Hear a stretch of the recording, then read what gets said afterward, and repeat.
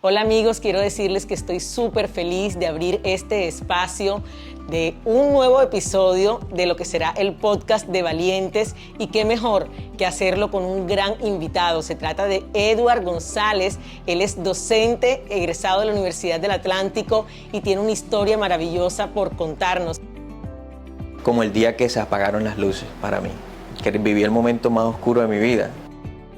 Y es que Edward era un joven alegre, que lo sigue siendo, muy dedicado a sus estudios, pero también amante de su familia, y siempre ha sido muy líder en cada área donde se mueve. Pero cuando estaba cursando quinto semestre, él presentó una enfermedad que lo dejó sin visión. Cuéntes un poco acerca de cómo fue ese primer reto de entender lo que estaba pasando y reponerte a eso para poder seguir, porque las personas se estarán preguntando cómo lo hizo. El momento en el que a mí me dan el diagnóstico: Edward, tú tienes un diagnóstico, el cual es el glaucoma bilateral congénito. Y para mí ese diagnóstico no era como tan real, porque para mí todo lo podía seguir haciendo, pero yo no sabía que yo estaba perdiendo la vista poco a poco. Y fue solamente cuestión de 5 años, que entre los 18 y los 23, perder la vista es poco tiempo realmente. Y pues durísimo, o sea, para mí, perder la vista fue reiniciar mi vida. Como tú decías ahorita, me tocó empezar de nuevo. Fue empezar a aprender a movilizarme, aprender a escribir, aprender a entender las cosas alrededor mío de otra forma. Y fue bastante fuerte, o sea, fue bastante fuerte de un día estar viendo un poquito, porque alcanzaba a ver todavía un poquito, en 2 días haber perdido todo. Eso genera un cambio drástico. 2 días antes de haber perdido la vista, yo había perdido bastante campo visual, pero tampoco, apenas a 2 días antes, no era tan consciente de lo que estaba pasando como el día que se apagaron las luces para mí. Se apagó la luz y empezó todo un proceso de nuevo, totalmente nuevo. Yo estaba estudiando, me tocó retirarme a estudiar. Estaba trabajando, no pude continuar trabajando. En esa época estaba precisamente recién casado, llevaba apenas unos 8 meses de haberme casado. O sea, estaba asumiendo todo un rol de vida, un proyecto, y justo en ese momento llegó la discapacidad a mi vida. Cuéntanos cómo fue ese reto para poder continuar con tu vida. Bueno, en fin, en ese momento fue el no creerlo. O sea, entra uno en ese espacio cree que uno se va a despertar al día siguiente y todo va a volver a ser como estaba hace unos días atrás. Pero van pasando los días y estás como creando la conciencia de lo que está pasando realmente. Literalmente no pude seguir estudiando,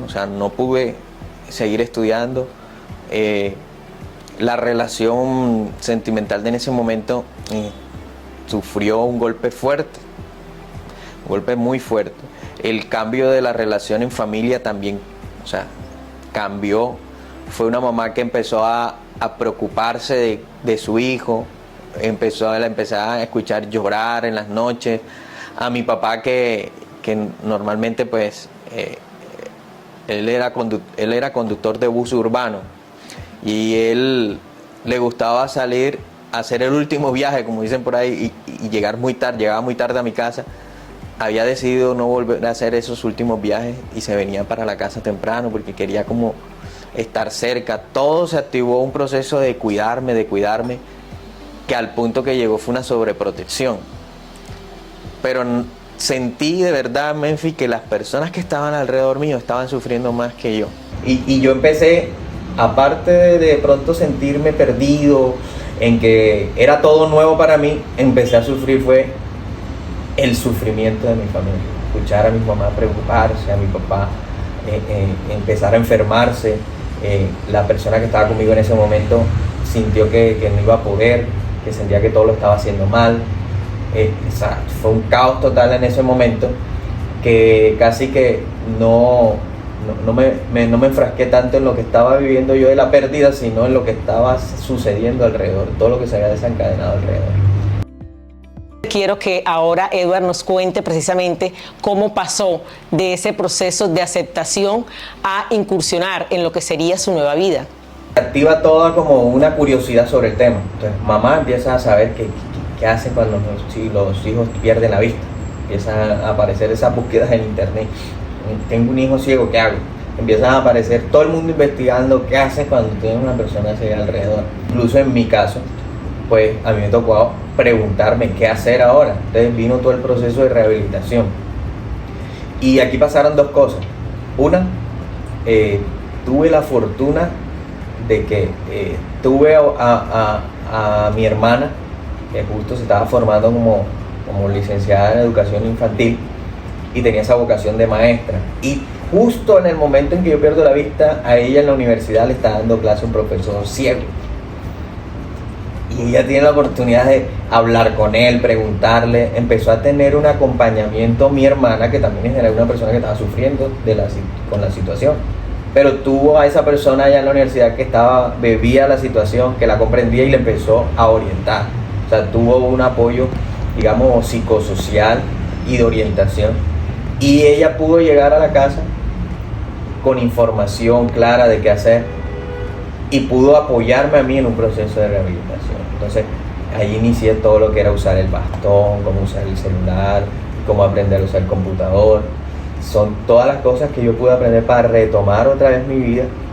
Pero fíjate que en el caso de mis papás no lo comprendían así.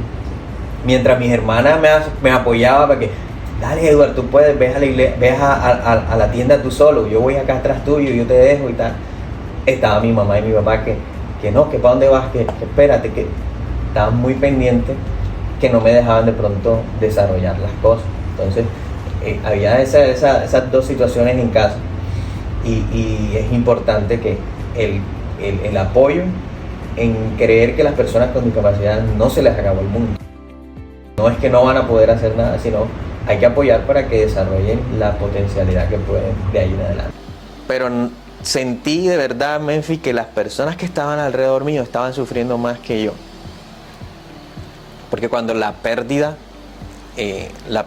la sientes tú de algo tuyo y que nadie más lo puede comprender, porque no es lo mismo perder de pronto un familiar donde todos tienen la pérdida de algo, un familiar, a la pérdida de un sentido, porque el que lo pierde soy yo y el otro está afuera imaginándose qué puede ser.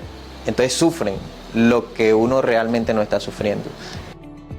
En algún momento que conversábamos, no sé si recuerdas, que me decías, no es lo mismo una persona que nace con una limitación física a una persona que nace con todos sus sentidos, digamos, habilitados para poder vivir de una manera plena, y que de un momento a otro la situación cambia de la noche a la mañana, porque si bien es cierto que te diagnosticaron con años de antelación, para ti, como me explicabas, fue prácticamente de un día para otro.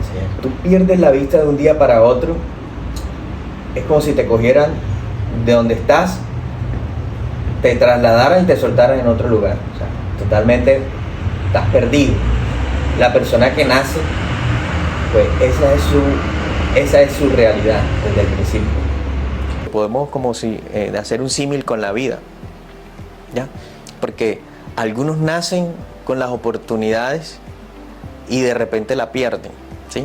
La pierden y solo cuando la pierden es que la empiezan a valorar. El ser humano es así, es de costumbres, es de aprender, es de sobreponerse, es de asimilar. Entonces, a mí a veces hay personas que me dicen, Edward, pero debe ser duro. Y yo dije, sí, que viví el momento más oscuro de mi vida. Pero hoy veo más que lo que veía antes. ¿Cómo renace la vida nueva para Edward? Bueno, fíjate, cuando estamos en todo ese momento caótico, está mi hermana enseñándome a usar el celular, el bastón, empieza mi hermana a enseñarle a mi familia qué es lo que está sucediendo conmigo. Mi papá lo empezó como a asimilar. que no me dejaban levantarme porque, ¿qué necesitas? Que al punto que yo exploté, en casa exploté, y un día dije, caramba, perdí la vista, ahora voy a quedar tullido, porque no me dejan ni levantar. Entonces el renacer empezó en conocer a otras personas que vivían esa experiencia. Entonces mi hermana me contaba cosas y yo no le creía. Me fui para la universidad con ella y conocí a esa persona que te comenté ahorita. Verlo a él caminar solo, ser el profesor, verlo llegar al salón, me imaginaba ahí, siendo yo eso.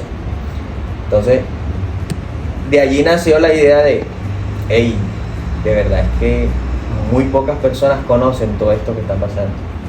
Entonces, de ahí nació creo que mi propósito en que me propuse, primero, en que si iba a ser ciego, iba a ser para toda la vida, pues ser el mejor en eso. Y empecé a investigar el tema y dije, no, de esto hay que hablar. O sea, de la discapacidad se tiene que hablar en Barranquilla. Inició toda una estrategia, todo un plan, y de ahí es donde ha nacido. Y hoy, pues, ser el presidente de la Asociación de Personas con Discapacidad del Caribe, liderar esta organización, ser representantes, asesores a entes territoriales en temas de accesibilidad e inclusión. O sea, ver cómo de 10 años para acá todo ha cambiado es satisfactorio. También es una persona común y corriente, lleno de emociones, de pasiones, y fue así como nuevamente creyó en el amor y se volvió a casar.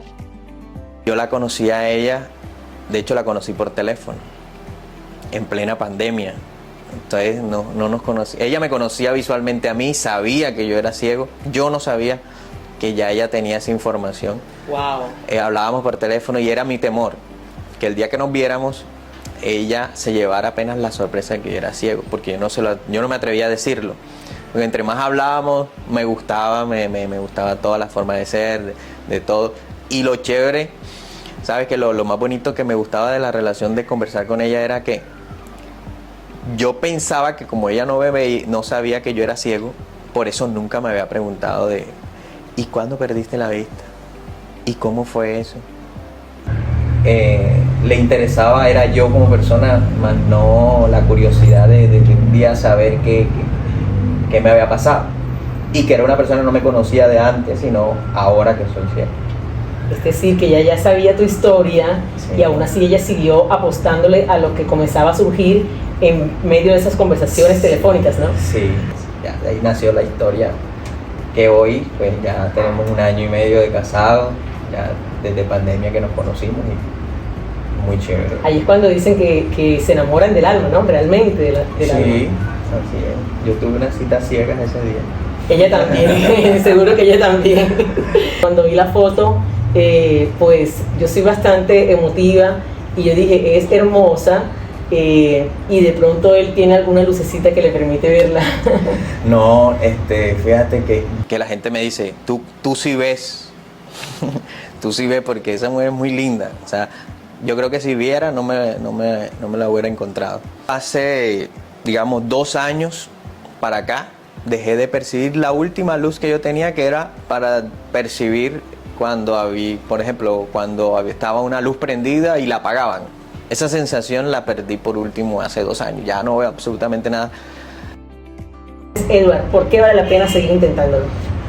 Bueno, la verdad, vale la pena seguir intentándolo, y no te digo esto, por ejemplo, el tema del positivismo, no soy, de hecho, por ahí leyeron ahorita, coach motivacional, sí, te tienes que pensar en alguna cosa que te motive para hacerlo. Y no soy emocional, porque las emociones son propias, yo no me gusta mover emociones, sino motivar a que sí se puede. Perder hace parte de la vida, o sea, nadie puede vivir la vida ganando siempre. Perder hace parte de la vida. El tema es cómo pierdes, el tema es cómo te sobrepones a la pérdida. Ganar hace parte, es más emocionante cuando has perdido antes, porque comprendes esa sensación de que estás avanzando. En la vida suceden las cosas, hay que aceptarlas y programarse para seguir la vida así como estás viviéndola. Yo no tengo la culpa de haber perdido la vista. Quizás tuve algunas acciones que me produjeron el acelerar el proceso, pero de eso tengo que aprenderlo, de eso tengo que ser consciente, y de hecho las consecuencias me hacen mejor persona. Entonces, todo lo que tú estás viviendo no es tu culpa, o sea, no es tu culpa, está trazado en la vida del ser humano perder y ganar.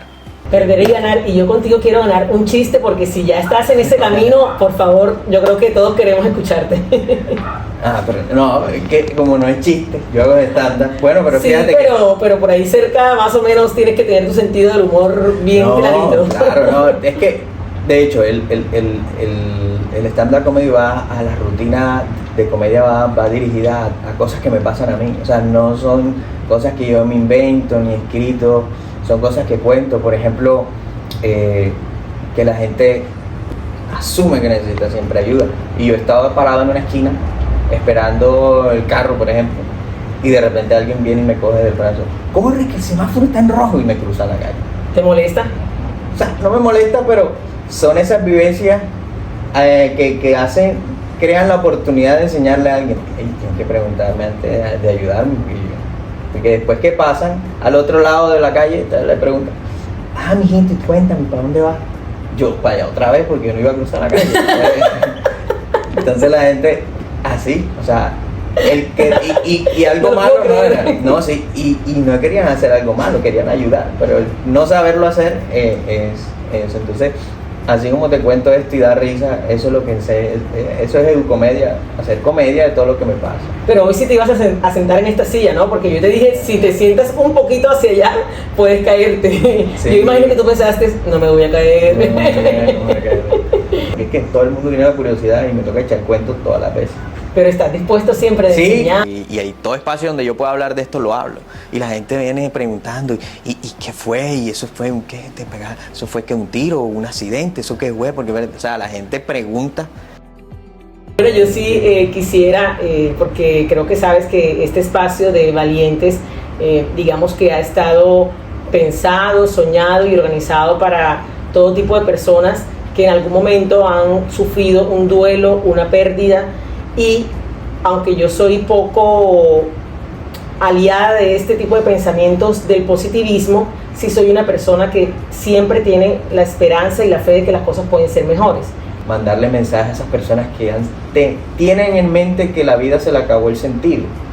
Y no es que se le acabó el sentido, sino que están haciendo lo mismo, y los resultados, pues si hacen lo mismo, los resultados serán los mismos. Así es. Hay que hacer algo diferente para empezar a vivir algo diferente. Edward, qué bonito terminar este espacio con muchas sonrisas, de verdad que es motivacional también poder aprender de ti, conocer tu historia, pero sobre todo eso que inspiras solamente con mirarte, solamente con ver todo lo que eres capaz de hacer, porque incluso me acabas de decir que también coordinas el equipo de comunicaciones de la iglesia donde asistes. Entonces, este hombre no se cansa y hace de todito. A ustedes muchas gracias por acompañarnos en este primer episodio del podcast Valientes. Chao.